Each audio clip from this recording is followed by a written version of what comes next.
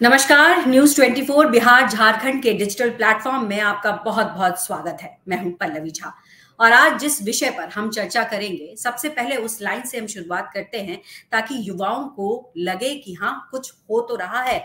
जी हाँ, युवाओं के लिए खुशखबरी है। बिहार से खुशखबरी इसलिए है क्योंकि कहा जा रहा है कि 45,000 वैकेंसी स्वास्थ्य विभाग में निकलने जा रहे हैं। बेरोजगारी बहुत बड़ा मुद्दा है और ऐसे में इस तरीके की जब खबरें आती हैं तो जाहिर तौर पर कहीं ना कहीं एक मोराल को बूस्ट मिलता है और वही कोशिश शायद बिहार की सरकार करने की प्रयास कर रहा है।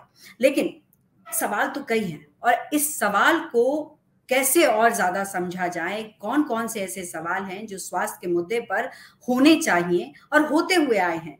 बेशक सरकार कदम उठा रही है, लेकिन सवाल ये है कि कदम जो अब उठाया जा रहा है उसको क्या पहले नहीं उठा लेना चाहिए था। और सवाल ये भी है कि बिहार के अस्पतालों की जो अभी की स्थिति है वो काफी खराब है। वो कोई बेहतर स्थिति में नहीं है, बदहाल है उसकी स्थिति। और ऐसी स्थिति में जब लोगों को वहां इलाज नहीं मिलता है तो वो माइग्रेट करते हैं, बाहर आते हैं। तो बहुत सारे सवाल हैं और उन तमाम सवालों का जवाब लेने के लिए हमारे साथ बहुत सारे गेस्ट भी मौजूद हैं। तो सीधे उनका मैं तारुफ कराती हूँ। हमारे साथ राकेश पोद्दार जी हैं जो कि प्रवक्ता हैं बीजेपी से। इसके अलावा कमल नोपानी हैं, प्रवक्ता हैं जेडीयू से। हसनैन कैसर हैं, प्रवक्ता हैं कांग्रेस से। और प्रमोद सिन्हा हैं, प्रवक्ता आरजेडी से। मैं सभी का बहुत बहुत स्वागत करती हूँ न्यूज 24 के बिहार झारखंड के इस मंच पर। और जिस तरीके से आज ये टॉपिक है कि बिहार के अस्पताल बीमार क्यों हैं, हालांकि इस टॉपिक को हमने इसलिए चुना है क्योंकि जिस तरीके से सरकार जो है वो एक पहल करने जा रही है, एक कदम उठा रही है कि 45,000 वैकेंसीज जनरेट करने की कोशिश की जा रही है स्वास्थ्य विभाग में। लेकिन जो हालात बिहार के हैं वो किसी से छुपे नहीं है। और ऐसे में मैं चाहूंगी कि राकेश पोद्दार जी से मैं सीधा सवाल करूं, अगर वो हमारे साथ जुड़ गए हैं तो उनको स्क्रीन पर लाइए।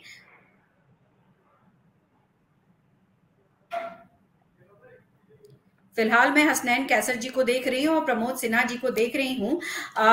मैं सवाल आपसे ही कर लेती हूँ हसनैन कैसर जी, चूंकि आप डॉक्टर भी हैं और जो स्थिति बिहार के तमाम अस्पतालों की है, बिहार के अस्पतालों, जिला अस्पतालों या फिर बड़े बड़े अस्पतालों की बात की जाए तो वहां स्थिति बहुत बुरी है।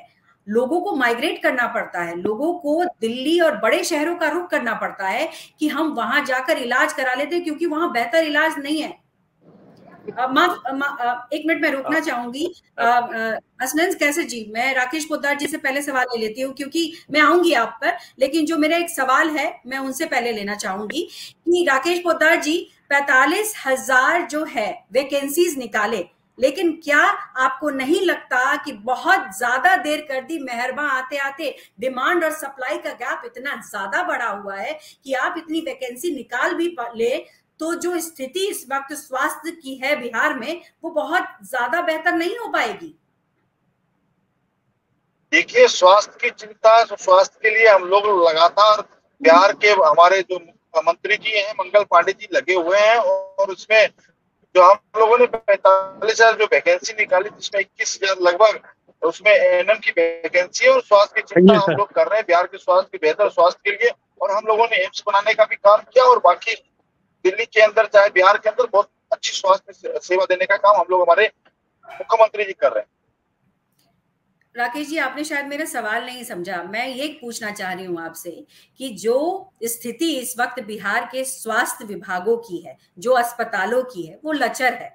एक सिंपल शब्द में इसको कहा जा सकता है कि काफी हालात खराब है वहां पर और इसीलिए लोगों को दिल्ली, बैंगलोर, कोलकाता का रुख करना पड़ता है।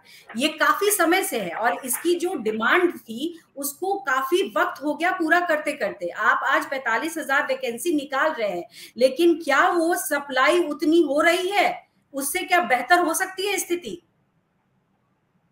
नहीं, हम लोग जब से स्वास्थ्य विभाग हमारे मंगल पांडे जी संभाल रहे हैं हम लोग स्वास्थ्य पे चिंता कर रहे हैं, स्वास्थ्य को मतलब एकदम धरातल पे। और उसके बाद हम लोग का एजेंडा है कि सदर अस्पताल जो हमारे हर जिले में है और हम लोग एकदम ब्लॉक स्तर पर लाने का काम कर रहे हैं। ऐसा नहीं है और हमारे मंत्री जी लगातार लगे हुए प्रयास लगे हुए हैं और बिहार में स्वास्थ्य की चिंता हम लोग करते हैं। आपने देखे पीएमसीएच की बात कर ले, आईजीएमएस की बात कर ले, और एम्स बनाने की बात करें, हम लोग ने एम्स बनाने की कोशिश दरभंगा में कर रहे हैं, दरभंगा में एम्स बनेगा, इसके लिए हम लोग लगातार प्रयास में लगे हुए हैं।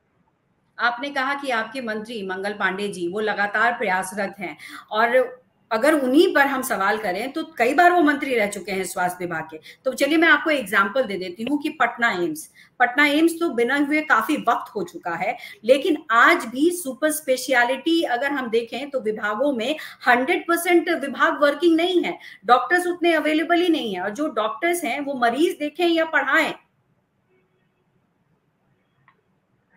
नहीं, इसमें वैकेंसी अभी तो निकाली गई ना 45,000, इसमें तो सभी लोगों को पूरा किया जाएगा, और जरूरत पड़ेगी तो सभी जगह डॉक्टरों की बहाली होगी, ऐसी बात नहीं है। और हम लोगों ने तो अभी तो कार्यभार कुछ महीने संभाले ही थे, फिर कुछ बाद आचार संहिता लगे, आचार संहिता के बाद हम लोग अब लगे हुए हैं। जैसे आचार संहिता खत्म हुआ, पोद्दार जी, क्या 2-3 महीने के लिए आचार संहिता लगा? सत्ता में तो आप काफी समय से है ना? नहीं नहीं, हम तो जो नई सत्ता आई है, हम लोग तो फरवरी में सत्ता संभाले ही है। और उसके बाद उससे पहले हमारे राष्ट्रीय जनता दल के पास स्वास्थ्य विभाग था, उन्होंने 17-18 महीने चलाया। उसके पहले भी हमारे मंगल पांडे जी थे, तो हमने कहा स्वास्थ्य की चिंता हम लोग कर रहे हैं, और पहले की स्थिति और आज की स्थिति में बहुत बदलाव हुआ, और अच्छी स्थिति में हम लोग आने वाले स्वास्थ्य की चिंता कर रहे हैं। और उसके बाद हम लोगों ने कहा ब्लॉक स्तर पर भी हम लोग सदर अस्पताल खोलने की तैयारी में है, और उसके बाद हमारे जो डॉक्टर हैं, इसके हम ग्राउंड लेवल पे भी हमारे डॉक्टर जा ही रहे हैं। चलिए मैं रुक करती हूँ हसनैन कैसर जी का सवाल। तो राकेश जी बहुत सारे हैं और शायद मुझे लगता है उसका उत्तर सीधे तौर पर हमें मिलेगा भी नहीं, लेकिन हसनैन कैसर जी, जैसे मैंने आपको कहा कि आप एक डॉक्टर भी हैं और आप डॉक्टर होने के नाते समझ सकते हैं कि डॉक्टरों की हालात वहां पर क्या है या फिर स्वास्थ्य विभाग के हालात वहां पर क्या है।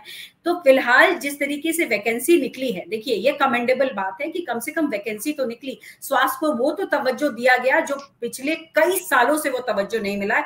और स्वास्थ्य विभाग को लेकर के ये चिंता जरूरी है, क्योंकि कोरोना काल में बिहार की जितनी बदतर स्थिति दिखाई पड़ी थी शायद किसी राज्य में दिखाई नहीं पड़ी थी। लेकिन फिलहाल जिस तरीके से वैकेंसी निकाली गई है उसको लेकर के आप लोग किस तरीके से इसे देख रहे हैं? पल्लवी जी, एक चीज मैं आपसे कहना, वाकई मैं एक डॉक्टर भी हूँ और मैं आपको बताऊं तो मेडिकल ऑफिसर भी था। मैं बायस होकर रिजाइन किया हूँ और आकर के मैं प्राइवेट प्रैक्टिस अपनी शुरू की, वहां की हालात को देख करके, क्योंकि सिस्टम में इस तरह से लोग बैठे हुए हैं जो कि नहीं चाहते हैं कि पीएससी, सीएससी या सदर अस्पताल जो है सही से काम करे। और बहुत सारी चीजें मैंने देखी है जो कि मैं इस प्लेटफॉर्म पे बोलने से थोड़ा झिझकूंगा, क्योंकि इतना तंत्र जो है इस तरह से मिला, चाहे एडमिनिस्ट्रेटिव हो चाहे पॉलिटिकल हो, इस तरह से खराब था कि आम जनता को जो सुविधाएं मिलनी चाहिए, एक पैरासिटामोल जैसी आम दवाइयां और एक एनिस नॉर्मल सलाइन और रिंगन लैटेक्स जैसे जो फ्लूइड्स होते हैं जो बहुत ही इंपॉर्टेंट होता है देने के लिए, वो भी नहीं हुआ करती थी। और ये बोल रहे हैं अभी कहने की भाई मैंने अभी 45,000 की वैकेंसी निकाली, 17 साल से स्वास्थ्य विभाग में थे, अभी तक जब बोलिएगा तो सीधे लालू प्रसाद यादव या कांग्रेस के नाम लेने लगे। 17 साल से तो आप थे ना भाई, इसमें आपने क्यों नहीं सुधारा इसको? आपको मैं पिछले ये इसी जनवरी का मैं आपको बता दूं कि बक्सर में जहां पे डॉक्टर होने चाहिए 27 होने चाहिए मंडल में, 5 हैं। आरा मंडल में 5 हैं। जहां पे 98 डॉक्टर्स होना चाहिए वहां पे 22 है। तो ये अभी ये दे करके अभी कि आपने वैकेंसी निकाल दी, आज चिप थपाने लग गया है। आपको पता होना चाहिए था कि ये जितने दिनों तक ये इधर रिसेंटली 3-4 साल पहले ही इन्होंने परमानेंट वैकेंसी नहीं तो क्या करते थे, एडहॉक बेसिस पे डॉक्टर की बहाली क्या करते हैं, जो कि ऊंट में जीरा है। आपको पता होना चाहिए कि 45,000 पे जो है एक पीएससी होती है और डॉक्टर, आप लोग सारी चीजें जो है डॉक्टर के ऊपर थोप दिया जाता है। क्योंकि मैं एक मेडिकल सेल का चेयरमैन भी हूँ, मैं अच्छे से जानता हूँ कि ये सारी चीजें डॉक्टर पे थोप दिया, क्योंकि वो फेस क्या करता है, पेशेंट को फेस करता है। एक्चुअली में जो पीछे में जो बैठे हुए लोग हैं, खासतौर से जो एडमिनिस्ट्रेटिव ऑफिसर्स है, वो लोग अपने तानाशाही रवैये की वजह से जो है वहां पे चीजें उपलब्ध नहीं होती है। एक कॉटन जैसी चीज को लाने में कितने लेटर्स लिखे जाते हैं, कितनी चीजें की जाती हैं और वो मुहैया नहीं होता है। छोटी छोटी दवाइयां के लिए आपको आप जाहिर है मरीज आएगा, पेशेंट को देखना है, उसको दवाइयां लिखनी है।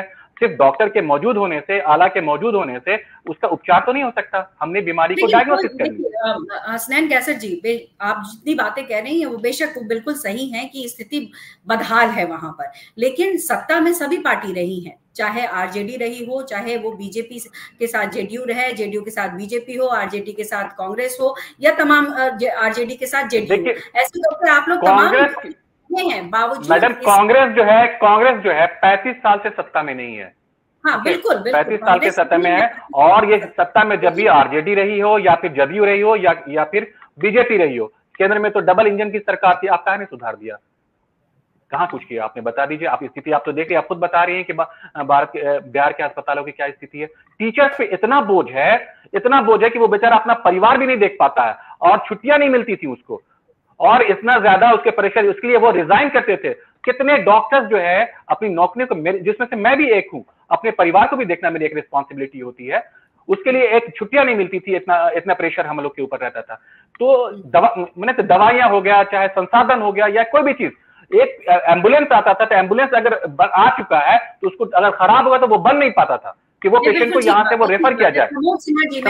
मैं सारी चीजें, अगर मैं यहाँ पे जितने भी बैठे हुए लोग, मैं एक डॉक्टर, सुनिए मैडम एक मिनट, मैडम मेरी बात मुकम्मल करने दीजिए। मैं जो नहीं मैं एक मुकम्मल कर लूं।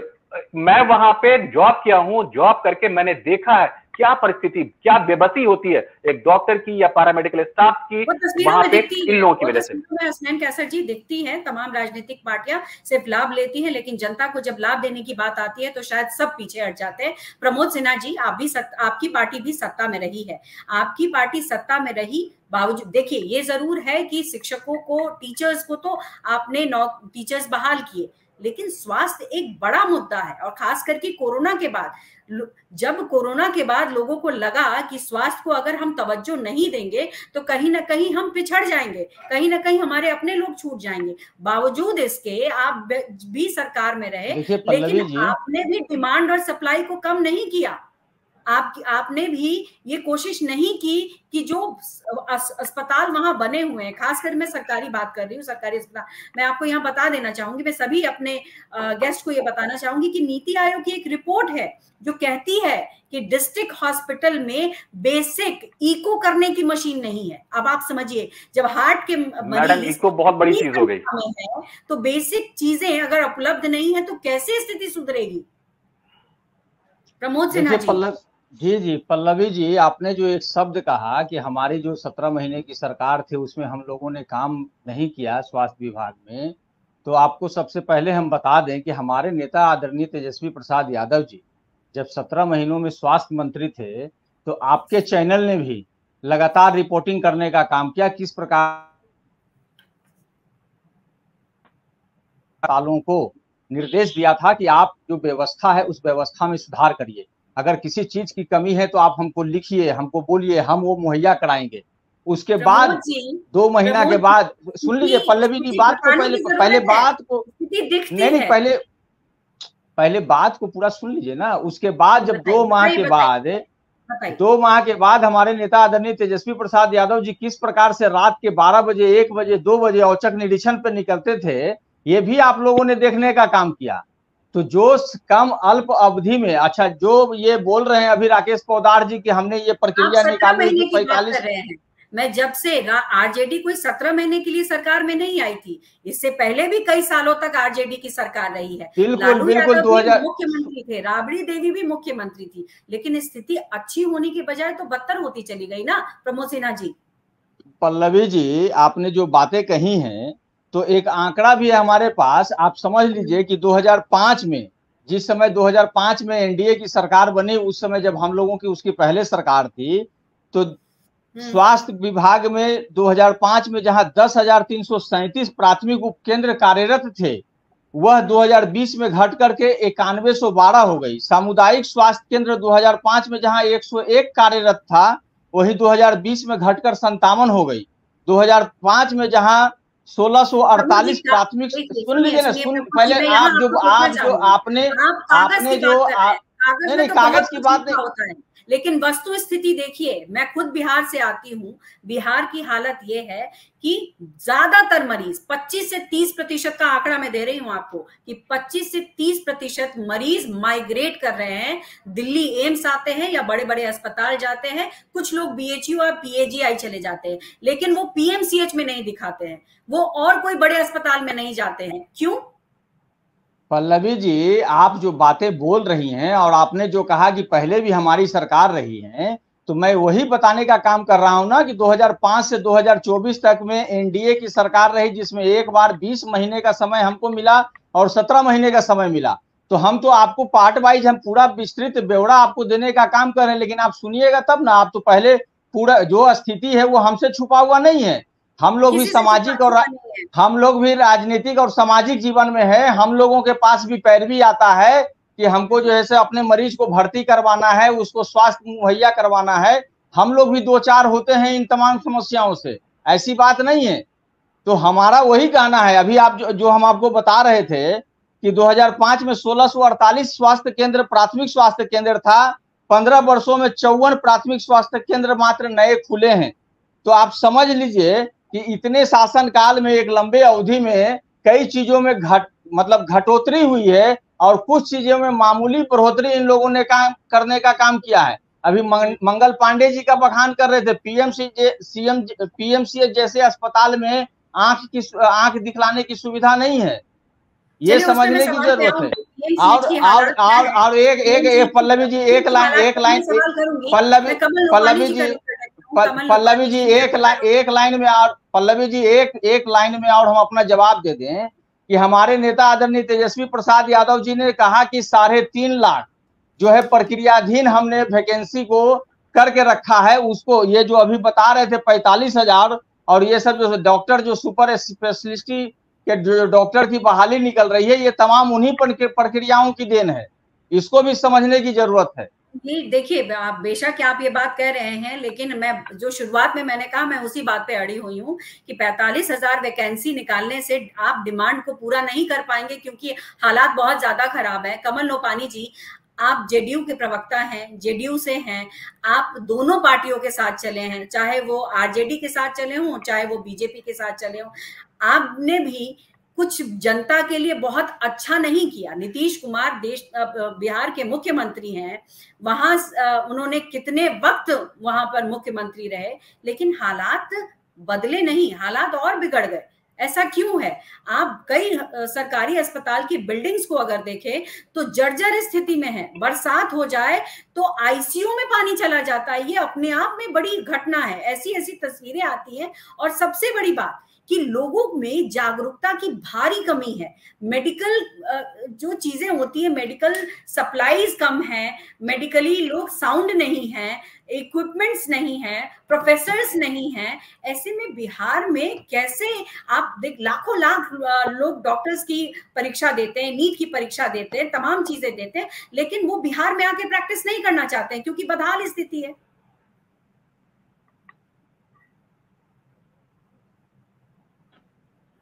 आपको आवाज मिल रही है कमल लोपानी जी? वो म्यूट पर हैं, दिख रहा है म्यूट पर हैं। हमारी आवाज म्यूट करिए। म्यूट किया हुआ है, मैं म्यूट किया हुआ है हमारा। मिल रही है आवाज? लोपानी जी आवाज आती है, आप बोले।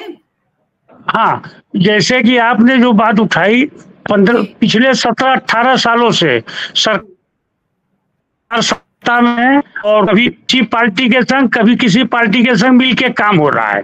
आज पीएमसीएच का एग्जाम्पल मैं दे रहा हूँ। 5400 बेड का अस्पताल, 6,000 करोड़ रुपया एडिशनल माननीय मुख्यमंत्री जी की ही देन है कि इतना बड़ा हॉस्पिटल बन रहा है। अभी आपने बिल्डिंग पे क्वेश्चन उठा, ग्रीन अस्पताल इनकम टैक्स गोलंबर पे है। आप जाके यहाँ देखोगे 24 घंटा यहाँ सेवा हो रही है। आज जयप्रकाश ऑर्थोपेडिक अस्पताल है बेली रोड पे। आज ऑर्थोपेडिक से संबंधित किसी भी व्यक्ति को बिहार में कोई भी समस्या होती है तो सीधे वो वहां जाके कम पैसे में अपना इलाज। कमल लोपानी जी, मैं यहाँ पर व्यवस्थाएं बड़ी हैं। 1 मिनट में प्लीज, व्यवस्थाएं बड़ी हैं। दवा, जहाँ तक दवा की बात है, दवा भी गरीबों को उपलब्ध हो रही है। मैं हेल्थ विभाग को ही कवर करती हूँ, देश के तमाम अस्पतालों को कवर करती हूँ। देश में एम्स से लेकर के जो तमिलनाडु में अस्पताल है वहां तक को कवर करती हूँ, बिहार को भी कवर करती हूँ। मुझे स्थिति बहुत अच्छे से पता है कि क्या है क्या नहीं है। लेकिन जिस परिप्रेक्ष्य में मैं सवाल कर रही हूँ कि इतने सालों से आप लोगों को सत्ता में हम देख रहे हैं और जनता चाहती है कि अगर आप सत्ता में हैं तो जो बेसिक चीजें हैं उस पर तो काम होना चाहिए। उसके लिए उनको नहीं, देखिए परिवर्तन तो हुआ है। नहीं, आपका कहना ठीक है, इतने वर्षों से है, परिवर्तन भी हुआ है। अगर आप देखोगी, सच्चाई जानोगी सड़क पे, तो आपको परिवर्तन दिखेगा। ठीक है, कमोवेश बरसात आती है, आपने बोला कि बिल्डिंग जर्जर अवस्था में हो जाती है, पानी भर जाता है, बरसात आती है। यहाँ तक कि बॉम्बे, दिल्ली, बंगलोर में भी आप देखोगी तो कहीं ना कहीं इस तरह की घटना अचानक घटित होती है। ये सफलता का, ये विकास का मापदंड नहीं होना चाहिए पार्टिकुलर समय पे। मापदंड होना चाहिए विकास का कि सालों साल तक सरकार ने हेल्थ में क्या किया। और अभी एक भाई हमारे यहाँ बोल रहे थे आंख का वहां व्यवस्था नहीं है। राजेंद्र नगर में आई हॉस्पिटल सरकार की ओर से 7 करोड़ रुपया लग के हाईटेक हॉस्पिटल बना है राजेंद्र नगर में, फ्री इलाज के लिए। ऐसा नहीं है कि काम नहीं हुआ है, ठीक है, मौतांका बहुत होती है। अभी आप बोले कि बड़े हॉस्पिटल में लोग बिहार से मार्केट करके अच्छे इलाज के लिए बाहर जाते हैं, तो संग संग ये भी आप बोलो कि आज हिंदुस्तान में कई शहरों से लोग पटना भी आते हैं ऑर्थोपेडिक के इलाज के लिए। आज भी पटना में लोग, आज जो भी 2-3 हॉस्पिटल में के बाहर भी लोग आते हैं। यहाँ में कोई पार्टिकुलर बीमारी है जिसका यहाँ इलाज नहीं हो पा रहा है, लोग जाता है मजबूरी में, संपन्न लोग जाता है। लोपानी जी, वो भी एक दौर था कि एम्स दिल्ली से लोग वापस कर देते थे, डॉक्टर्स कहते थे कि बिहार से क्यों आए हो, बिहार में पीएमसीएच और इतने बड़े बड़े अस्पताल और डॉक्टर्स वहां पर ऐसे एक्सपर्टीज हैं कि तुम्हें वहीं ठीक कर देंगे, और ऐसा होता भी था। लेकिन वो दौर खत्म हो चुका, वो दौर, अब वो लोग भी नहीं है, एक्सपर्टीज डॉक्टर्स नहीं है। क्यों? क्योंकि वो व्यवस्था नहीं है। राकेश पोद्दार जी, एक बात बताएं, दिल्ली एम्स को लेकर हम बार बार कह रहे हैं, लेकिन दरभंगा एम्स को लेकर क्या पेच फंसा है? क्योंकि अभी तक आगे बढ़ा जा रहा है उसको लेकर के, जबकि दरभंगा एम्स को लेकर के बहुत सारे वादे और दावे किए गए थे, लेकिन अभी भी जमीन पे वो नहीं उतर पाई है।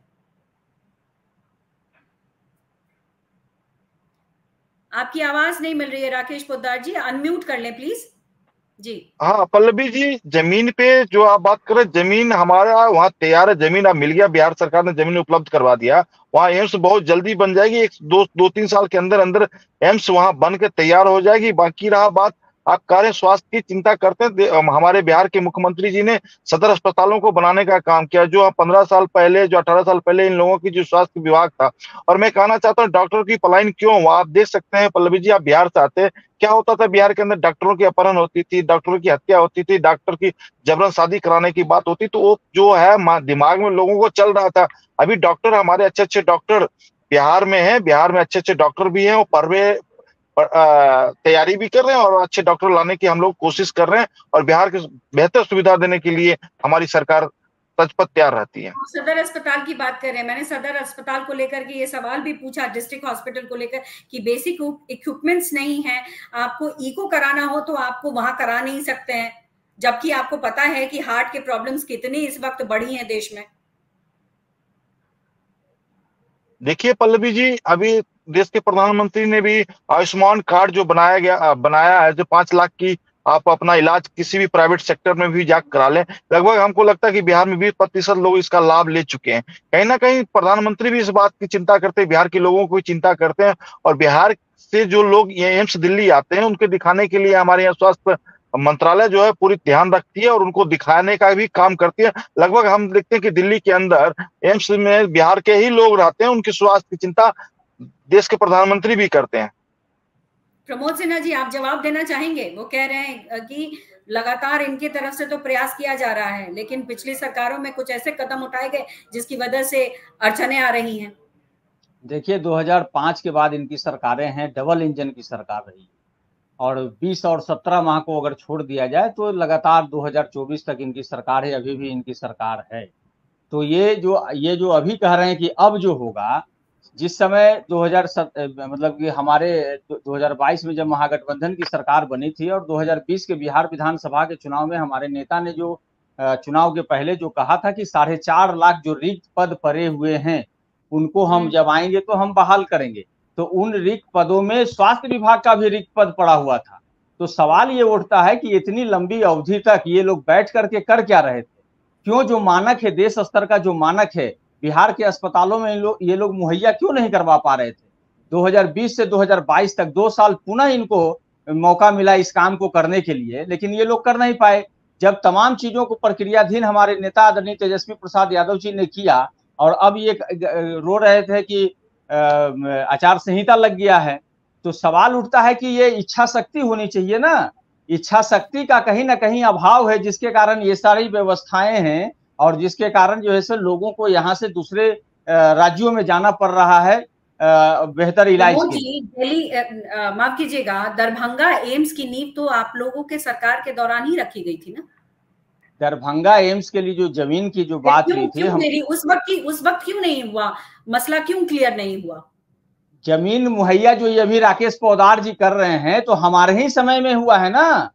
वो जमीन जो अलॉट किया गया है वो 17 माह की सरकार में ही तो अलॉट किया गया है। ये थोड़े ही तो इनके आने के बाद तो ये कह रहे हैं कि आचार संहिता में देखिए पल्लवी जी सारी बातों को झूठ बोलते हैं। पल्लवी जी सारी बातों को 3 महीना में हुआ है क्या राकेश जी? ये बताइए ना, ये 3 महीना में जमीन इन्होंने कहा कि 17 महीने मैंने नौकरी दी। मैं बताना चाहता हूँ पल्लवी जी, इनको पता नहीं है 2021 की 2021 में हम लोगों ने 10 लाख नौकरी का वादा जो किए थे, बोल रहे हैं चैनल पे बैठ करके, विज्ञापन निकला हुआ है, सभी चैनलों पर विज्ञापन है, सभी पत्रिका में विज्ञापन दिया गया हुआ है। राकेश जी, जब 15 अगस्त 2022 को पटना के गांधी मैदान से सुनिए ना राकेश जी, उप मुख्यमंत्री जी उन्होंने काम किया, कैसी बातें करते हैं। 2021 की वैकेंसी देखिए, 2020 में हम लोगों ने कहा था कि नौकरी हम दे रहे हैं, इन्होंने कहा शिक्षा पे हमने नौकरी दी, जनता ने इनको नकार दिया। इन्होंने कहा 17 महीने मैंने शिक्षा की नौकरी दी।